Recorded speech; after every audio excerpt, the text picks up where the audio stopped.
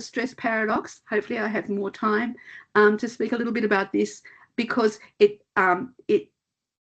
is part and parcel of what people feel when they report smoking, and that relieves their anxiety. I talked about that a little bit you've seen it a little bit with ADHD and with post-traumatic stress disorder. We've seen, unfortunately, it has an acute effect, and then it has a longer term. So the acute effect is it makes me feel better, and then it wears off.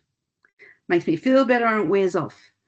And most people forget that. And this is just to remind you about those effects. Often it's a cortisol effect.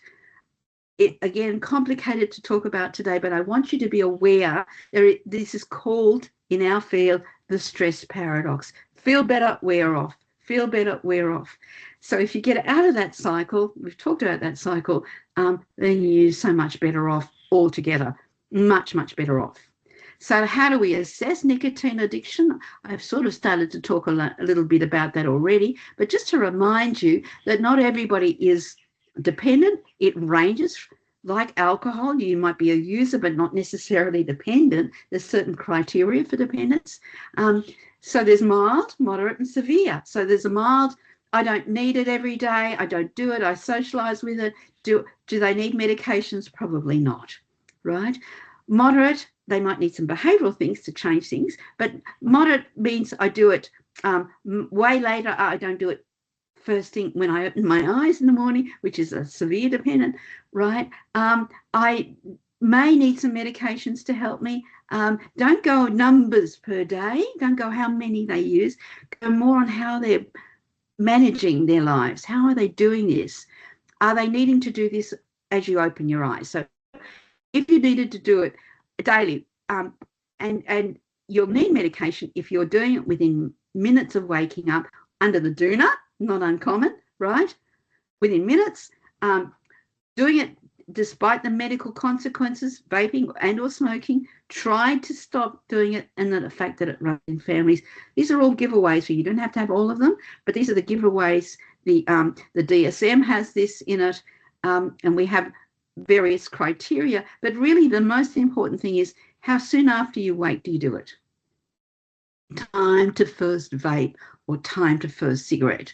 So, we can assess, this is called the 5 A's or the 3 A's if you've heard these things before. And we do this with smoking, and now we're doing it with vaping. How soon after you open your eyes do you do this? If you do it straight away, that's a giveaway, right? You're quite dependent. Remember, it's in your bladder and you're peeing it out. How old were you when you started? Not why you started.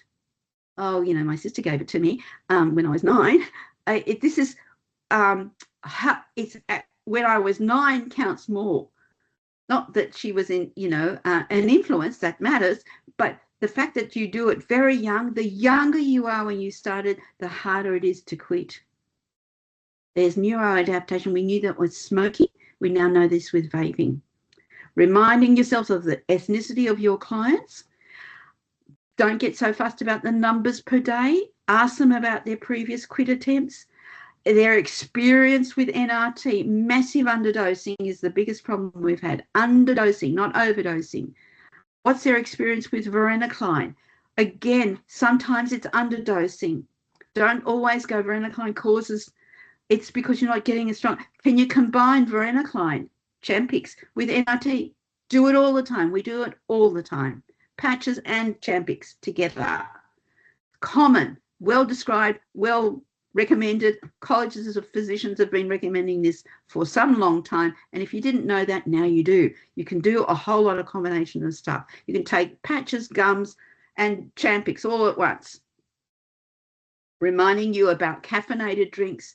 Tone down the amount. Don't get rid of caffeinated drinks, because then people go in caffeine withdrawals, which they do. We just want to have less caffeine because it's going to give you the jitters. If you're still drinking your 5 cappuccinos and your 2 liters of Coca-Cola or energy drink every day, always remind yourself to ask about caffeinated drinks because it impacts on your ability to quit. The HOG is an adolescent questionnaire, and I don't have time today to talk about it, but I'll just quickly allude to it in a second. And not all kids become dependent. Most are not. There are many kids who can, like I showed you, it's just in the upper airways and it's again, they do a lot, but they're not getting a lot. So we're testing kids now. So there's a lot of spontaneous quitting.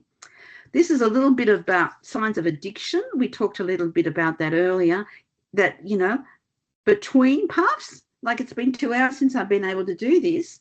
Imagine a kid in school, 2 hours is normal for them. They're irritable, angry. Adults, we're talking adults here too. Can't concentrate. Helps me concentrate. That's right. By the way, Sigmund Freud wrote a lot about his ability to concentrate using his cigars. So you wake up and you do it within half an hour or minutes. You know, you have your vapes close by. You get strong cravings. You're doing more and more of it.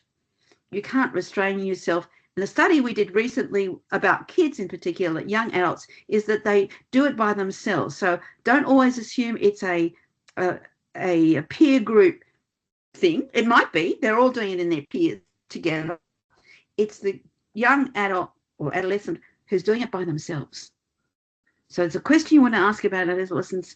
They don't know the answer to this. Do you ever do it at home alone, by yourself? See, that's a giveaway that they're quite dependent. Adults, of course, can do it anywhere at any time, but do kids do it by themselves is a really good question to ask. That really is a giveaway, and we did a study looking at that last year. So we don't know much about the natural history of people quitting vapes.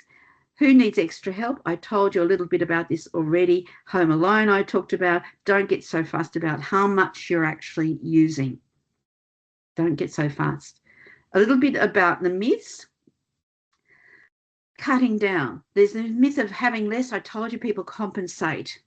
And it's not safe to cut down unless you're using NRT. So if I'm wearing a patch on my arm or two and I'm still smoking, that's better. It's better